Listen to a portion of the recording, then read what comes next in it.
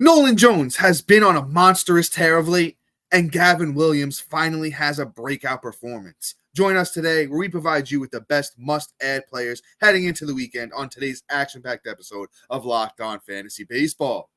You are Locked On Fantasy Baseball, your daily fantasy baseball podcast. Part of the Locked On Podcast Network, your team every day.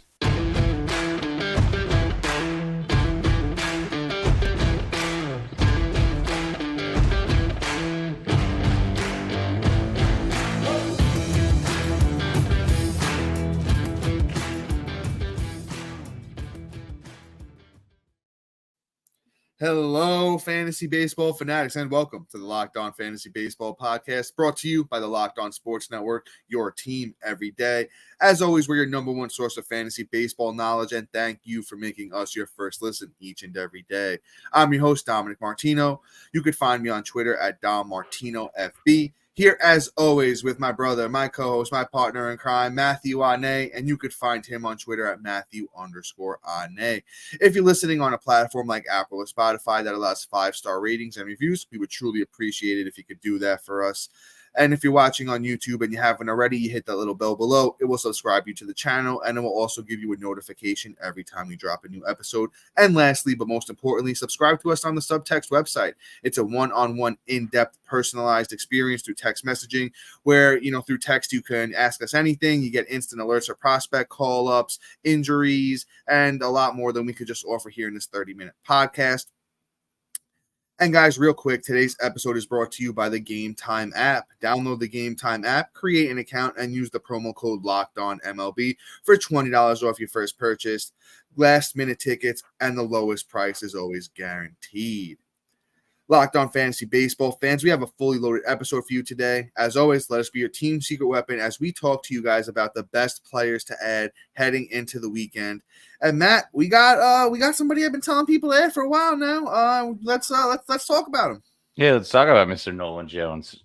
He's been killing it recently. I can't even lie. He's been solid. You were one of the people that kind of benefited and picked him up. My guy's got over the last week 5 runs, 2 bombs, 7 ribs, batting about 381. Love it. I mean, hey, he's doing his thing. He's heating back up again. So, he's kind of for me, a 22% own, like a ride the wave kind of type deal. The wave might be a little bit, he might be able to ride that wave all the way out to the end of the season. Kid does have some pop in the minors. He had a 19 home run season through 400 at bats. Here he is at 11 through this year, and that's only at 189 at bats. So he's probably going to have anywhere from 150 to 200 more at bats. So he could probably double that number right now if he stays on course. So Nolan Jones, especially with the Colorado Rockies park and course, that boost of that park is just going to be great for him on those home games where he can probably knock a few more out the park and give him bonus.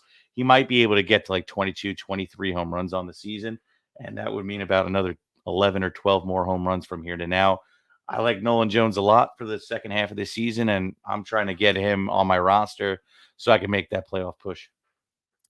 Yeah, I'm a huge Nolan Jones guy. We snuck him into one of our episodes. I think it was last week or 2 weeks ago at the end of an episode. So if you hung around to the end of the episode, you heard about Nolan Jones. And at the time, he wasn't as hot as he is right now. And I was like, you know what? I see the upside. I think it was right, at the trade deadline when Grichuk and CJ Cron got traded. Because that was the thing with Nolan Jones. He wasn't really seeing super consistent playing time. But now with Grichuk and Cron gone, Cron playing first and Grichuk playing outfield, Nolan Jones plays both of those positions. He's going to play pretty much every day, and the numbers on the whole year look great for Nolan Jones. Through the 57 games he's played this year, 280 batting average, 26 runs, 11 homers, 28 RBIs, and he has 7 steals. I love the fact that he plays in cores, 22% owned, as Matt mentioned. Nolan Jones is probably my favorite bat that we're talking about today. I think he's pretty much must add heading into, the weekend. So go out there, grab Nolan Jones, and, reap the rewards. Because real quick, before I do move on, he was a guy that, I love when prospects come up and they're raking. And then, the league starts to adjust to them a little bit. And then they turn around and then readjust to the way that they're being pitched now.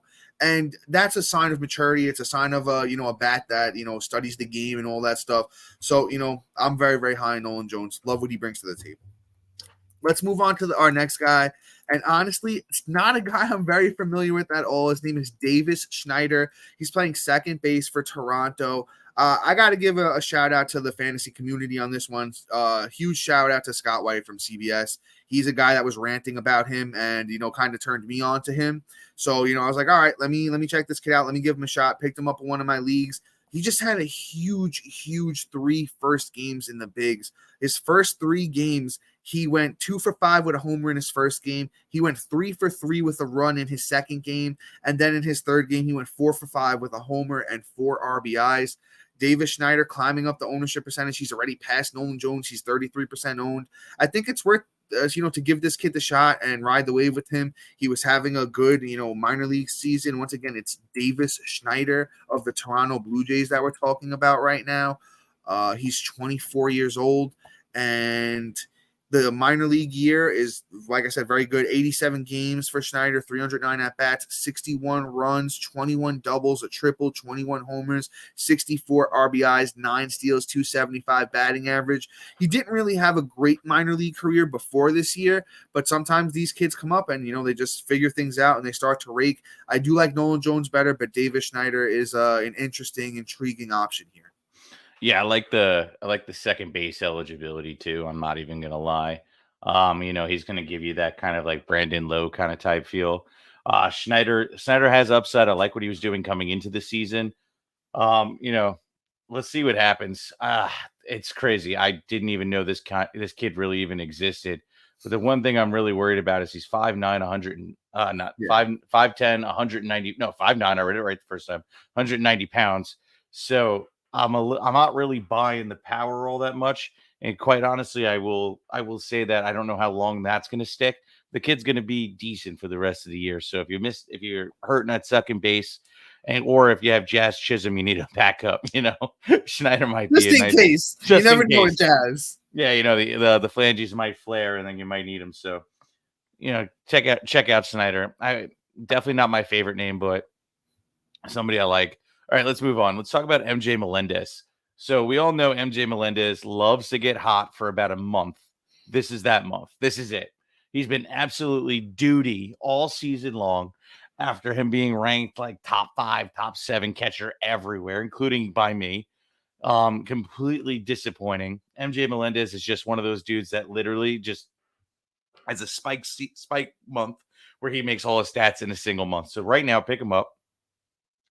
Ride that wave until he flat out falls on his face. The second he has like a 200 average batting week, drop him, because that's the beginning of the nightmare.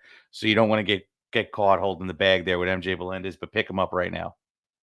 Yeah, I like MJ Melendez. The thing with him is my comp for MJ Melendez is he's Gary Sanchez. He's not going to give you a lot of batting average. He's got light tower power.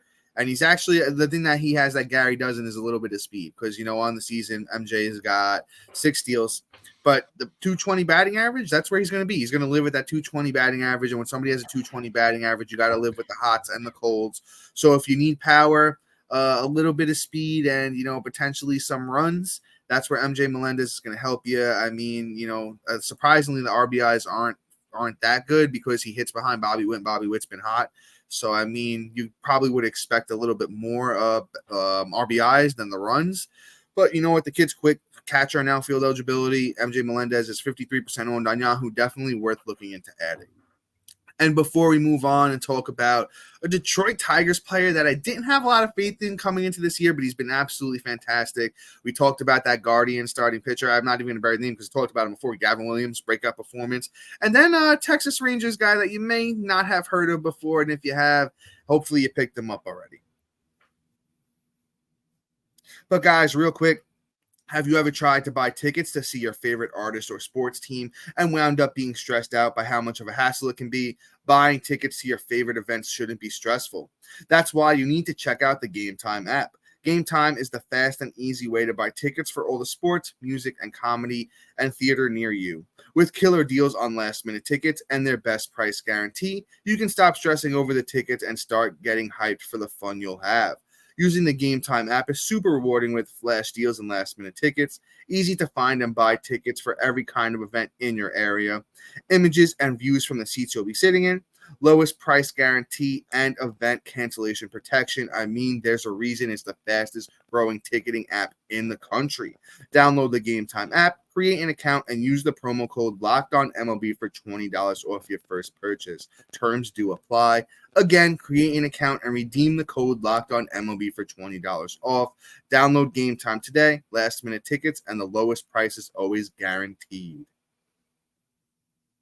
And dear everydayers and new listeners, we have an incredible opportunity for you to support the show and enjoy some fantastic perks along the way, introducing our Diamond Club on the Subtext website. By becoming a member, you not only contribute to the show's success, but also gain access to exclusive benefits. Get your hands on waiver wire rankings, call-up alerts, injury updates, instant reactions, and best of all, enjoy direct access to us for all of your burning fantasy baseball questions. Plus, you can try it out completely free for 14 days. Your support means the world to Matt and I, and we can't wait to connect with you on this exciting journey. Join our Diamond Club today on Subtext, and let's take your fantasy baseball experience to new heights. And guys, we've been preaching it. We've got some people that have listened and showed up, but if you join the Subtext platform today, or if you're already on there as well, you get a chance to get a free entry to our listener league next year. You got to do that by September 1st again. And guys, come on, show us what you got. Come play with the pros, have a little fun. We could talk a little smack to each other and see if you could take us out. But Matt, as always, that's a lot of talking for me, brother. Why don't you grab this next guy? All right, let's talk about Mr. Kerry Carpenter. That Detroit bat that Dom was not too sure about, and me neither. Honestly, Kerry just kind of came out of nowhere. He's not somebody I would have touted or said, hey, he's up there with Torkelson and whatnot. But hey, here he is. He's performing. This last week, 7 runs, a bomb, 3 ribs, batting .500. Love it. The month is good too. 12 runs, 4 bombs, 16 ribs, batting .300. Kid is having a decent little season he's putting together. I like what he's doing, but I don't really know the long-term value, but right now he's playing well. Batting average off the waiver wire is my rule number 1. So, might as well scoop him up for that alone. But yeah, the profile really isn't that wonderful. He had it in 2022. He did have 30 home runs in between AA and AAA. But other than that, he was really just a 15 home run guy and a 9 home run guy before that. So, the power seems like it could be a realistic thing, but I just kind of want to see it actually happen. Carrie Carpenter, again, came from left field. So, sorry, Detroit fans, you're probably cursing me out right now, but you know what? I'm just not buying it. I want to just see him do it a little bit more, but for, waiver wire aspects right now, I think he's worth an ad for sure. And if that power really starts kicking in, he could be a great little push to your lineup towards the end of the year. See, Matt, I think we're going to have to agree to disagree on this one. Okay. Kerry Carpenter came up last year, and as Matt mentioned, had great numbers in the minors. He had 30 home runs through 98 games. He had 313 during that time. And when I saw him get the call, I was like, all right, I think we mentioned him last year a couple of times as far as waiver wire ranking shows go. We were like, hey, just keep an eye on this kid. And he was mediocre last year. He didn't really, do much, when he got called up. He had 252, had 6 home runs through 31 games, but didn't make a lot of noise. So this year I had him very, very low in my outfielder rankings, but he was a guy I just wanted to keep my eye on. And, the track record in the minor league tracks, good batting average. He had decent amount of power. Matt mentioned the 15 home runs in 112 games isn't great, but the 9 home runs in 47, games is great. And he's a big boy. He's a big baseball boy, 6'2", 220. That's a man body. I'm ready to hit some tanks type of body. So, 12 home runs through 70 games this year and 233 at bats. That's a 30+ home run pace. 275 batting average, I think, is legit for the kid because in the minor leagues, with the full season, he hit 313 last year, and then the year before that, 262, and the year before that, 303. So I think the 275 batting average tracks for him. 30 runs through 70 games isn't bad. 37 RBIs. The Detroit team's not great. Kerry Carpenter's just a name I want to keep my eye on going forward. I'd pick him up if you need a bat. If you missed out on the Nolan Jones wave, I think Kerry Carpenter's right up there, close to him. Like I said, I don't really like that Detroit team. Kerry Carpenter's 7% owned. He's widely available. Somebody should definitely look into. I think the power's real. But that's really, about it for Mr. Kerry Carpenter. Let's move on to this next guy here, and let's talk about TJ Friedl. this is another guy that I just, I was like, I don't really know. He was decent last year. Not very good at all. But you know what? This year he figured something out. And Matt and I were talking about older guys that break out. TJ Friedl's 27, so I don't know how much I'm buying into it. But on the year, Friedl 93 games, 45 runs, 18 doubles, 4 triples, 10 homers, 45 RBIs, 21 steals, and a 285 batting average. So I mean, with Friedl, if you need those steals, the Reds have been playing a lot better of late. And, he's got like a streaky track record in the minors, TJ Friedl. He's hit for a good average a bunch of times. He's stolen 30 bases before in the minors. So I think Friedl's not my favorite guy we're talking about today, but I could see, the potential there. I could see, leagues that you would want to add him in where you need some speed, you need some runs. Matt says always batting average off the waiver wire is hard to turn down. TJ Friedl, 54% owned, hitting towards the top of that Reds lineup. I think he could do worse. Yeah. I mean, great take, Dom. I got really nothing to say on that, so I'm just going to move on here. Let's move into some pitching here. Let's talk about Cole Reagan. Wasn't sure about. Did we skip somebody? Are you saving your boy for me?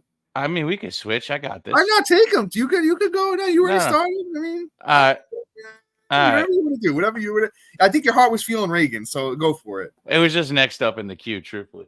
So Cole Reagan here was sent over from Texas in the Aroldis Chapman trade.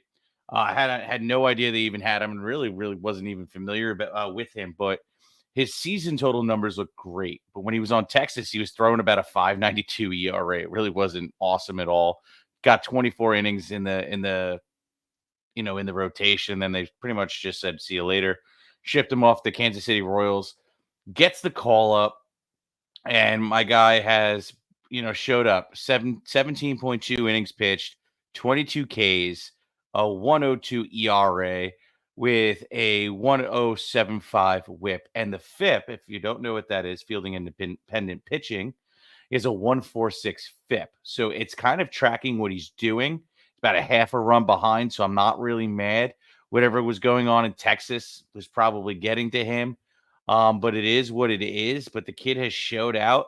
And honestly, the K numbers look really real. If you look back at just what he was doing in the minors this year, just in total for the Texas and Kansas City Royals, he has 28 innings pitched with 37 Ks on the season.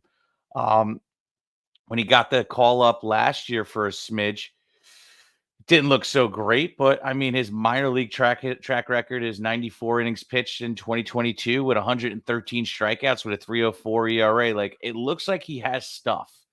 I don't know what his long-term outlook is, but I mean, at this point, trying to find a pitcher off the waiver wire that isn't named our next guy, Gavin Williams, is going to be really tough to find somebody that's actually really out there. Actually, we have a bunch of good names out here today. I got to say, actually, we really do. We do. So, I mean, if you've tuned in this far, actually, we got a boatload of names, and I'm not even trying to tease it up, even though we got an ad break coming up in about 5 seconds. But let me end on this, and then we'll do the ad break, and then I'll let Dom give his take. But I think Cole Reagan is kind of like a must add right now for how he's performing. Maybe the Kansas City Royals kind of just said, go back to doing what you were doing versus maybe what Texas was doing, trying to get him to try something new. And maybe he's returning to that 2022 form, and we could see something real special for him for this second half and going into the playoffs. But don't hold your breath. But he's not matchup proof, but I like his next matchup as well. His next matchup is going to St. Louis, and St. Louis has been so up and down. I feel comfortable rolling him out. So it's a great matchup right now. So definitely roll out Cole Reagan. And before we do move on, and I give this over to Dom, and I can stop talking. We have Gavin Williams, as I've already previewed here on the tubes. We have an Angels pitcher, right? If I'm not mistaken, and an ex-Philly pitcher that pissed me off because he couldn't perform here. But we'll see what's going on. But we'll be back right after this. All right, and we're back. Dom, go ahead and take it away. All right, so I mean, I think you're a little higher on Ragans than I am. I don't know. It's been weird, man. We usually agree on most stuff. I think I don't know. Today we kind of been a little bit, off balance. Not that I don't like Cole Ragans, but he just doesn't have the track record, a guy that I've really never heard of until after this trade. And, he's kind of just broken out over his last few starts.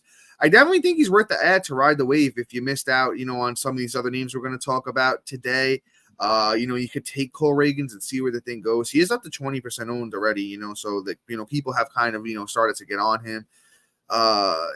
What else is there really to say besides the minor league track record? He's never really had, besides last year in the minors, he had a decent year, but before that, never really showed too much. So, I mean, I think the season ERA is kind of, even his FIP, his Cole Ragans FIP, I think Matt mentioned is a 3.67. So even if he lives around there, that's not horrible. But, with he's never really had a good whip either. 1.26 whip so far this year. I mean, the one thing I will say that I noticed, his velocity is up all over the place. Every single one of his pitches, the velocity is up from last year. So he could have reinvented himself a bit. I mean, he went from 92 on the fastball last year to 96 this year. So that's a 4 mile an hour jump, which is very, very good. The changeup is up also 4 miles an hour. The curveball is up 2 miles an hour. The cutter is up another 2 miles an hour. The slider's up a lot. So, I mean, I do like that. So, I think it's really just to ride the wave. See what Cole Ragans has. But you know what? If he starts to get smacked around a little bit, I'm not hesitating to drop him for the next big name that gets called up. But I think we move on to, I think, the guy that's kind of the obvious number one pickup right now, and it's got to be Gavin Williams, man. Gavin Williams kind of came up, and he was bumbling and stumbling and, kind of toughing his way out through, his first 4 starts. He really only had one good one, and it was against Kansas City. So it was like, okay, I don't really know what this kid, has, if he's really going to live up to the hype. But you know what? He started to turn things around a little bit. He wasn't really giving you the longevity through the innings. He threw a bunch of 4-inning starts. But then he comes out against Toronto. 7 innings, 12 strikeouts, no earned runs, 0.29 whip, the quality start. And that's the Gavin Williams that, I was expecting. And the numbers on the year don't look bad in the bigs. It's a 2.90 ERA, a 1.19 whip, 49 innings, 49 Ks. And, Gavin Williams is just somebody that, you're going to want on your fantasy baseball team at this point. He's 31% rostered, definitely probably the number one overall guy, even if you include all of the bats. I think he's the best ad. He's 6'6", 250 pounds. That's a man right there. That dude is a big boy. He could, go out there and just, overpower, hitters. His minor league track record is fantastic. That 2022 minor league system, he had a 1.96 ERA through 25 starts, 115 innings, 149 Ks, and 0.94 whip, and 23 years old. The sky is the limit for Gavin Williams, man. I'm in love with the kid. I think he's really starting to figure things out. So he's definitely somebody that you're going to want to add to your fantasy baseball team. Literally pause the podcast to see if he's available in your league. Yeah, I completely agree. I mean, Gavin Williams is somebody that I've loved in our half dynasty league. I made sure I acquired him in our rookie draft. Gavin Williams is by far one of my favorite pitching prospects outside of Yuri Perez and obviously Andrew Painter. He was my 2B. Yuri Perez was literally that much higher. But I think Gavin Williams may turn the corner and start doing what Yuri was doing when he first got the call, which also I think Yuri will still continue doing what he was doing before he got sent down for the innings limit. I think Gavin Williams just was trying to strike everybody out because you look at his walk numbers over the last, pretty much since he's been up, and they've been really high. He had a 1.6 game, a 2.25 game, a 1.6, a 1.59, 1.42, 1.24. Those are high whip numbers. So it sounds like he was just trying to overpower everybody instead of just relying on his excellent stuff. So now I think Gavin Williams kind of possibly has figured out that, I just need to do me, and then everything else would kind of fall into place. And, let's see if this continues. I really love Gavin Williams. But anyway, let me move on. Let's talk about Mr. Chase Silseth. All right, I said that right, I believe. Yeah, you're on point. All right. Chase is, funny. He has a brother too that's in the minor league system as well, another pitcher. I like Chase a lot. Somebody I had my eye on coming into the season. I wasn't sure if he was going to get the call or not, but I'm glad he did. Numbers on the season aren't bad. He has a 3.72 ERA for a pitcher up for the first time in the bigs. Well, He got 28 innings last year. I don't count that. But for his first 36 innings this year, I love it. 36 innings, 3 wins, 41 Ks, 3.72 ERA, and a 1.21 whip. Whip's a little high, but I still like it. But this last month, man, it's been killer. 17 innings, two wins, 26 Ks again at 17 innings to 26 Ks. 2.04 ERA with a 0.79 whip. Like, those are stellar numbers. He's going out there. He's showing out against Seattle with 12 Ks in his last start. Handled Atlanta. Didn't even really give up more than 1 run, which is great. So I like what he's doing. He's definitely an ad for me. Silseth has a lot of upside. I don't know about how long or what he's actually going to be moving forward, but I think Silseth right now has all the upside in the world. And just let's ride that wave. He may be able to be another great, second half player for fantasy players that I didn't expect to have this talent on my bench, but here we go. Yeah, Matt, great take on Silseth. And it's so rare this time of year that we actually pull together 5 guys that are widely available that, you can add to your fantasy rotation. 4.5. Yeah. Yeah. All right. We'll see. 27% rostered for Silseth, as Matt mentioned. He's been a lot better of late. I feel like Silseth is what we wanted Reed Detmers to be, because Demeter isn't really running the way that we kind of expected the way we wanted it to. But, Silseth, man, he's made some changes. He's throwing that slider a little bit more, and he's tempered down the velocity on the slider. So you get more of a difference in velocity, that, 95, 96 mile an hour fastball that he throws, 82 mile an hour slider compared to where he was throwing it like 85, 86. So you're getting more of that, difference of speed with confusing hitters. I like what Silseth's doing. Matt, you covered him really, really well. I don't have too much else to say, but, very, very high upside for Silseth. Not as high as Gavin Williams, but, he's above Cole Ragans for me. Let's move on to another guy that, since he's moved to the rotation, he's kind of been dominating, and that's Nick Pivetta of the Red Sox. I mean, I'm a big fan of Pivetta. He's, pitching very well so far today as we're talking to you. He's thrown 5 innings, 8 strikeouts, 2 earned runs, 120 whip.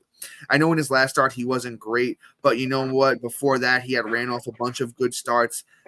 Nick Pivetta has kind of shown us, he kind of is what he is at this point in his career. But you know what? There is upside that there's always been there that it looks like Boston's tapping into. On the year, Pivetta 92 innings, 7 wins, 112 Ks, 4.19 ERA, 1.17 WHIP.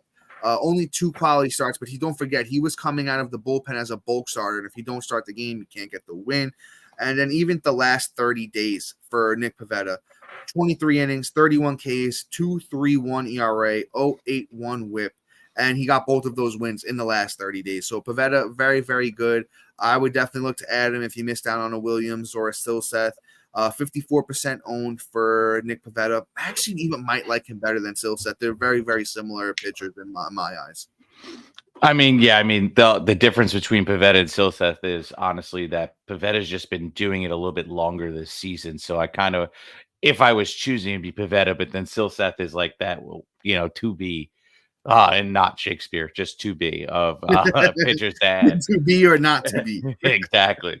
Let's move on to the last guy I was hinting at. That's like our half, and that's Jameson Taillon. Right, I got that right too, I believe. Yeah. I'm good tonight. All right. I am not a fan of him at all whatsoever. Taillon is throwing. It has a 5.17 ERA on the year with a 4.55 FIP. So, I mean, he's a half run behind, but it's still atrocious. He has a 1.337 whip on the year. But let me talk about why we're talking about him and not just crap all over the guy.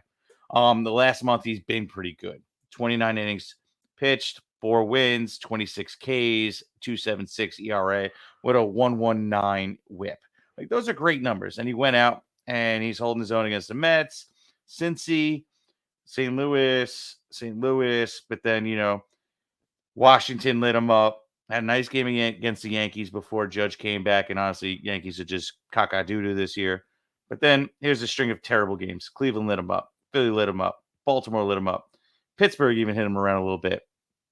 Taillon is not my favorite, but right now, while he's pitching well, I'm willing to roll him out there. He's not matchup proof. He's kind of a matchup piece right now. Let me get who he's going to pitch against I think next. Toronto. I believe so. So that's even one like I'm a little bit hesitant, but it's one of those things where like, why can't I get him back? That's really annoying. I Well, real apologize. quick, while you're Thank doing your you. thing over there, Matt. Toronto's without Bo Bichette right now, and I'll let Matt hop back in, but I'm going to give my quick take. It's not even going to be too long. I think Taillon, as Matt said, he's not my favorite ad of today. He's near the bottom of the guys we're talking about today, but he's just a decent pitcher. Career 3.99 ERA, that's okay. He's not a K guy. 1.22 whip on his career. He showed decent upside last year. Taillon did with the Yankees. Had a decent season. Went 14-5, 3.91 ERA, 177 innings, 151 strikeouts, and a 1.12 whip. So there is upside for Taillon, and he's been rocking and rolling lately. Maybe he keeps this run going. Taillon's 40% owned. I think if you missed out on everybody else we talked about today, he's a nice little fallback option. I add him to your rotation, but he's another guy. A couple bad starts, so I'm going to drop him. I'm going to move on to the next, hot name. Yeah, the thing about last year was he had such a great start that then his second half was so atrocious that it blew his ERA all the way up. So that's just his thing. So right now he is hot, so you ride him. Yeah, so hopefully he's doing a reverse of what he did last year. Yeah, exactly. So here's the thing: his start is Sunday. So if you're pretty much just like risk it to get the biscuit, like you need the K's, you need the possible dub, you need to just some stats, then Taillon I feel comfortable rolling out, but I'm not really like 100% on him being long-term fix. But you know what? Again, he's like a pitch and ditch category guy. So if you need it, start him. But Dom, take this away, sir. We've gone too long. Yeah, guys, that is all for us today. Please be sure to like, subscribe, comment, rate, and review. Also, thank you to our everydayers and new listeners for making Locked On Fantasy Baseball your first listen each and every day. Make sure you lock on tomorrow for a new episode. It's going to be a surprise episode, so you're not going to want to miss out on that one. But guys, until tomorrow, see you. Peace.